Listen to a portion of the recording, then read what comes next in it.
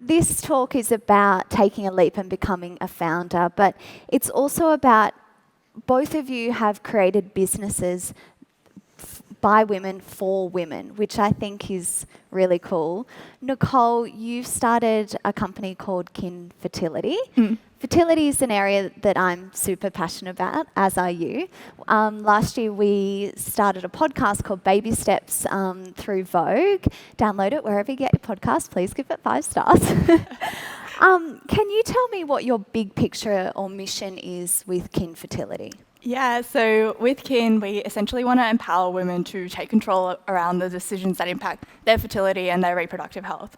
And if you take a step back, like, what is the problem? Like, fertility is such a black box. We go through half our life thinking, I don't want to get pregnant. I'm like trying not to get pregnant. And then all of a sudden you kind of like make that switch maybe. And it becomes really all-consuming, and like that's what you think about. And then entering that journey is super overwhelming, and like there's so much anxiety around it. It's very confusing. And so with Kin, we're trying to build a solution that is like trying to make that whole fertility journey a lot simpler. And we started with the opposite of fertility, so like contraception, because that's what you start thinking about. And we launched Australia's first subscription service, the contraceptive pill, and that's got now 40,000 members subscribed to contraception and getting that online. And then now we're really starting to think about the rest of the fertility journey. So we recently launched a fertility hormone test to understand more about your ovarian reserve and your fertility earlier in life. So it's kind of for that stage where like you're not quite ready for kids yet, but you want to understand your fertility a bit more to make decisions about your future plans. And then thinking about conception in that journey and trying to make that easier. Like, what do you actually have to do? You don't know what you don't know, and so you don't really know what questions to ask and what to expect. And how can we deliver that in a personalised, less overwhelming, bite-sized way, and also become this like one-stop shop for all your fertility essentials, including like prenatals and things like that. And then slowly moving into like pregnancy and postpartum going forward. So you've expanded a lot since you started. Yeah. Now, Alex, I guess when we have the fertility bit sorted, then we get onto your world, which is breast pumps. Yeah, absolutely. How did you get into that area? Can I just, out of COVID responsibility and the conscientiousness person in me, I'm not from Melbourne, I'm from the border region of New South Wales, and I'm legitimately here with a proper registration. So breast pumps, I think, this is such a beautiful conversation because you've kind of got this arc, right? Your journey from maybe first getting your period to maybe to menopause. I'm not sure if I assume you're going that far. And where I come in is this tiny little piece just after you've had the baby, or maybe for a year after you've had the baby if you choose to return to work. And it's not just that period, it's actually a specific thing that you do, which is put your breast into a breast pump to express milk for your baby. And for those of you, can I get an idea of how many people have come across a breast pump? Just put your hands up. Okay, so a few people. So for the people who haven't seen a breast pump, Here's one I prepared earlier. This isn't a breast pump, but this is the head of a breast pump.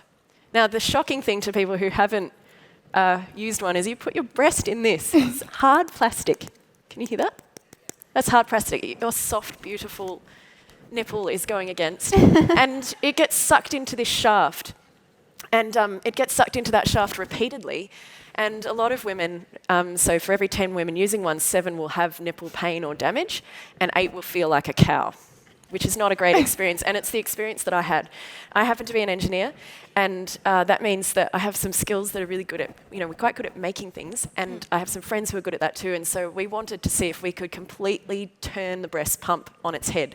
We wanted to make the woman's experience to be right at the centre of it, so that she felt strong and confident and supported and comfortable and productive. And so what we did, our first product is this. It's a silicone cushion, and it just stretches over the head of your pump. That's it. and you put your breast against this lovely squishy stuff instead of against this. Makes it much more comfortable, reduces nipple swelling, that kind of thing. And our second product, which will be launched in a couple of, about 18 months, is a standalone breast pump that fits, just pops inside your bra, and allows you to kind of get on with your day, have a much better experience. So that's how I started. I love how you said that's it. Like, oh, it's just that easy. I happen to know it wasn't that easy. Yeah, well. A lot of product development. I can imagine you would have had some quite funny product development meetings. Well, it's funny. It's sort of like, it's one of those, I've forgotten who was talking about was it Pip Marlowe, holding two ideas at once. And I think you would probably have this as well, where, yeah, it's funny. Like, it is absurd. I mean, you're sitting here with these things on your boobs. They make this noise. It's like a like, what am I doing? How did I get here? I used to go out at night, like do cool stuff. How did I get here? But at the same time, it's also this most like vulnerable period. If you're on one of these pumps because your baby's not feeding well, you are so distressed. You feel like a failure. You're stressed about your baby. If it's the first time you've had a baby, you don't know what you're doing. And just all of this can pile up. So I think like you're kind of holding funny and dreadful at the same time. I think, so the product development meetings, and two of our designers are male. I think at the start, yes, it was a little awkward when I would get, try not to show them too much, but like I was testing everything. So we did 20 different iterations of this. It was based on ultrasounds of babies suckling to try to mimic what happens when a baby sucks on the breast. And so we had these hunks of silicone that we'd 3D printed molds for, and I would try it, and then I would explain to them, right, this doesn't feel right, or that doesn't, and then we'd look in the model and try to fix that, and then we'd do it over again. We did that 20 times till we got it right. And I think the takeaway is that you don't have to be female to design a product for women. You just have to keep going back to them every single time, using your empathy and understanding what you might need to change. And I think, so yes, it's good to have more and more women in these areas because these problems come up and you're in the position to advocate for them and solve them. But it doesn't mean that we let the men off the hook in designing products with women at the centre if the product that they're designing for is for a woman. So I think, so they did start kind of funny, and then it just kind of neutralised after a while. Like a breast, it's a part of the body. And we have a lot of models of breasts, which I maybe can get into. It's very frustrating trying to find a non-porn related breast to use as a model, basically. It's actually... It's terrible, and my Google search is... Your history. Let's not go there. Yeah. Nicole, I'm interested to hear from you. You were in a corporate role before you started Kin Fertility. What made you want to make that change? Yeah, I actually think it actually went all the way back to my parents. Like, my parents were first generation immigrants in Australia. And so growing up, they didn't really speak much English, and so they couldn't really get like a regular job. And so to make their living, they started all these small businesses. Great. And I remember they would have like a little small like pizza franchise.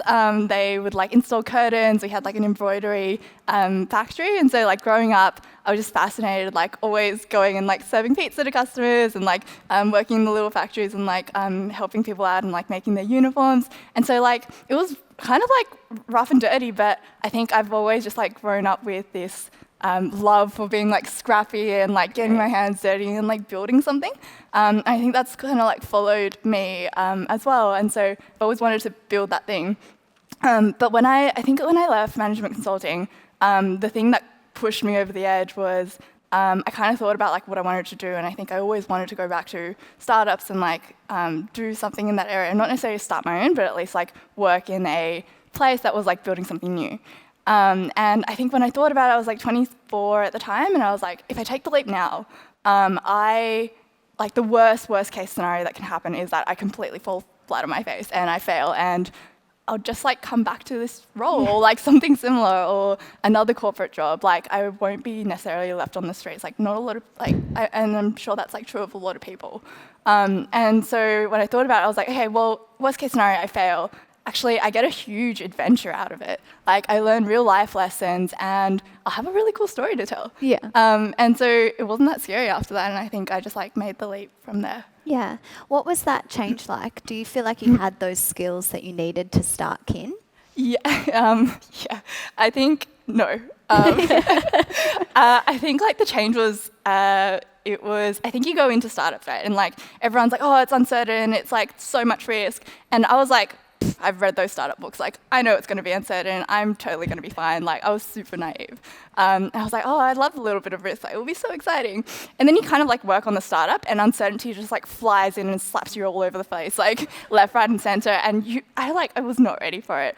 Like even with the contraceptive idea, we went back and forth on that at least 3 times, like starting work and stopping work, because you learn all this new information that both validates the idea, like either gives you more information about whether or not to do the idea because people want it, or whether or not you can do the idea because of regulation or like feasibility. Yeah. And so you have to kind of like keep chopping and changing. And so that was really, really hard because I was like, I'm in control. Never mind. No, definitely not. And like for skills, like definitely not. Like I had never started a company. I had never worked in healthcare, and I don't have much healthcare knowledge. I barely knew, this is a married thing, but I barely knew I ovulated. So I was like, don't know if I'm the right person to do this. But I think what I was like a really average patient that didn't know much. And so I built that product in that perspective and brought all the specialists that I needed to supplement everything else. And turns out most of Australia is also a very average patient that doesn't know much about their body. Yeah. In terms of the skill sets, I think what I did have was like this ability to like learn fast and solve problems. And I call it resilience, but like my mum and everyone else around me calls it stubbornness. And I think those two combined meant that like every roadblock, and there were so many, like every roadblock that you kind of face, it would hurt a little bit. And then like I would be stubborn enough to like learn what I didn't know and take another swing at it. And I think that's probably what got me through the like earliest parts. And then you kind of bring in the people that you need to supplement the skills you don't have. Yeah. Alex, you mentioned before, obviously you're an engineer and they're by definition kind of problem solvers, I guess. Do you use that way of thinking all the time in your businesses? I think it's never good to use one way of thinking all the time. I think one of these things about one of the wonderful things about engineering is that it gives you the opportunity to go into those new areas with a little bit of confidence that at least you've got data. Like at least for me, and I know that's not the case for a lot of people, but I was quite lucky. I had an older brother who was into maths, and my whole family was quite into science, and so numbers were always a source of comfort. The minute I can sit in front of a spreadsheet and just look at data, it's like, oh, I got it. At least I don't have to understand the emotion. I don't have to like communicate. I just look at this thing. And I think that every new industry that you go into, I worked in, after uni, I worked on construction sites. I worked in investment banking, which I was terrible at. I worked in, I did a stint as an avalanche engineer in Canada, looking at how avalanches affect people living in mountain regions. And I came back and worked for an engineering company, a global engineering design company, who would do these amazing buildings. They came to Australia to build the Sydney Opera House, this kind of amazing work. And I think every single time you're solving problems, but you're solving them in different ways, and it all comes back to how well can you analyse that problem and what tools do you have to do it. So I don't think problem solving is the engineers can't own problem solving. Human beings are problem solvers. Like that's how we are where we are. But I think being able to take the science and apply that to solve a problem and then create something out of it is quite a common theme. And so that's what I try to do. I think in terms of like thinking in that way all the time, I think you just have to be really careful that you don't get stuck. You don't want to be data driven, you want to be data informed. I think that was a really clever way to think about it. And also to remember that engineers are part of teams always. I think it's a big common misconception that you sit by yourself and do one thing, but the world is complex and everybody is needed. And so you might have one part of it, but very quickly you need to be self-aware enough to know what you don't know, go and find that person and convince them to help you. And and then that way you can get through. So I don't know if that answered your question very well. But Yep, it did. Nicole, just back to Kin, what are your biggest challenges with what you're trying to do with the business? You mentioned it had pivoted a lot since you started. Yeah, I think like when you take a company like Kin, like the thing we're trying to solve, right, is like this overwhelming feeling that people get when they enter the fertility journey. So like you go to different places for like your education and your content. And so at each point in time, you're kind of trying to piece everything together all at once. And so what we're trying to do as like to build a solution with Kin is to bring all those different parts together on the one platform so that it's like a one-stop place for you to learn everything you need to know, get everything you need to get, and then get the advice that you need to get from the carers, like the healthcare practitioners that you need to get it from. But doing that is challenging because it's a lot. Like it's the fertility journey is massive. It's very personal. It's very specific. And so trying to solve everything that is wrong with the system and trying, like, I think I can't even sit here and tell you that, like, I'm actually good at this because I'm not. My team's here and they can attest to that. But, like, trying to take it one problem at a time, I find that really, really hard because, like, you see all these problems, you hear all these stories, people going through breastfeeding journeys, going through postpartum journeys, and you're not there yet. And, like, you just want to race to the finish line. But I think just trying to stay focused on one thing at a time so that you can do it really well and not well. Yes. That's probably the biggest challenge we have at the moment. I've heard it described as a bit of a like choose your own adventure, this fertility journey, because there's so many different avenues, there's so much different advice from friends and doctors, and it can feel quite overwhelming. Yeah, and you don't necessarily always have a choice either. Yes. Sometimes you're like pushed into a certain adventure. Yeah, yeah, adventure. Alex, business kind of support networks and advisors, do you have any of those in place? Who do you kind of turn to for that support?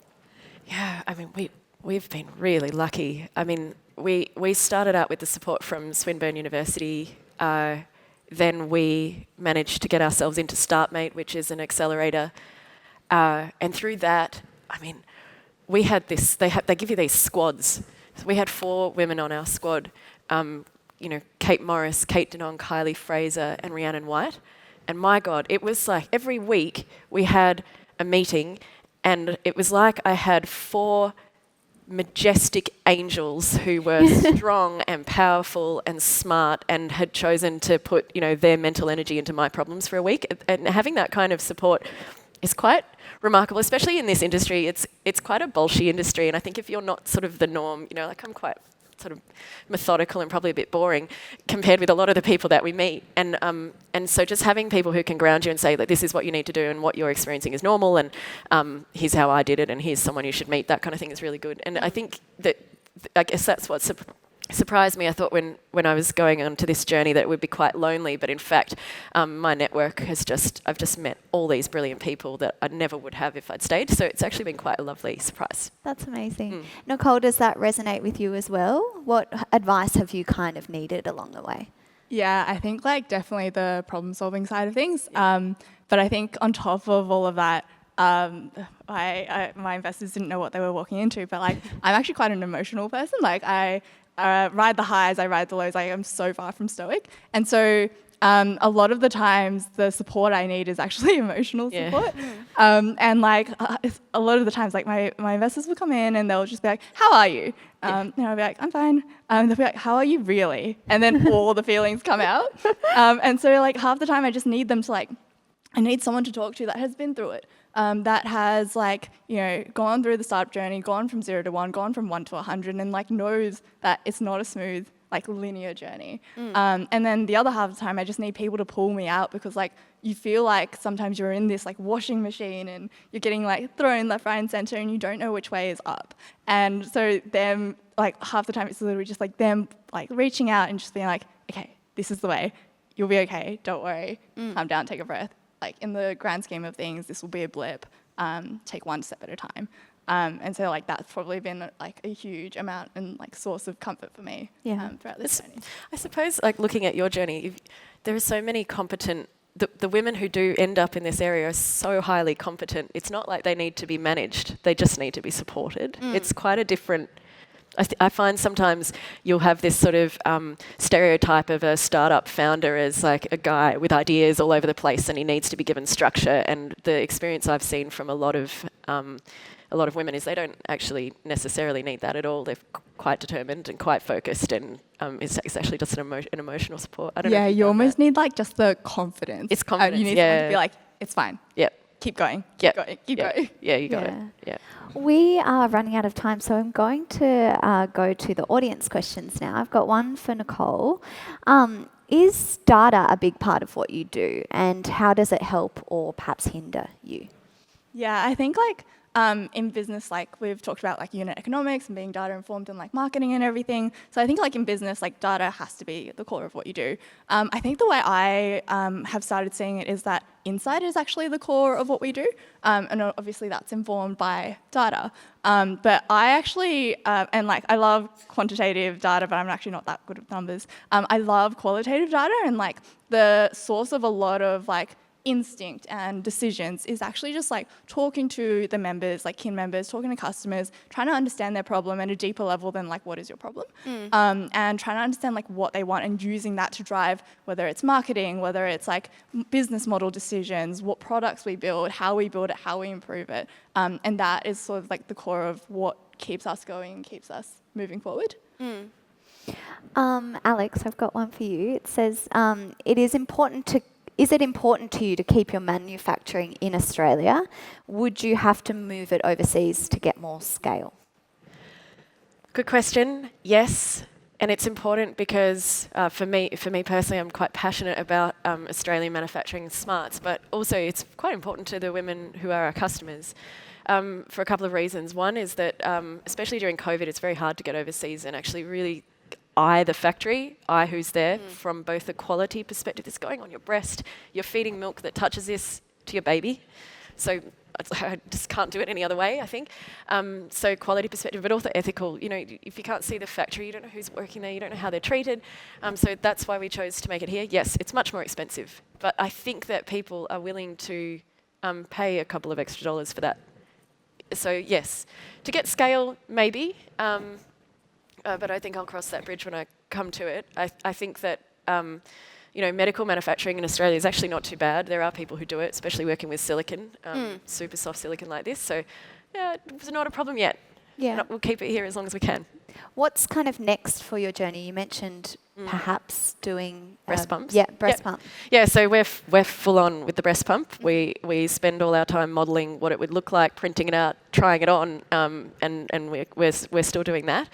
I think our biggest challenge at the moment, it's okay to talk about nipples. Go for it. I was really intrigued to hear about this cup size.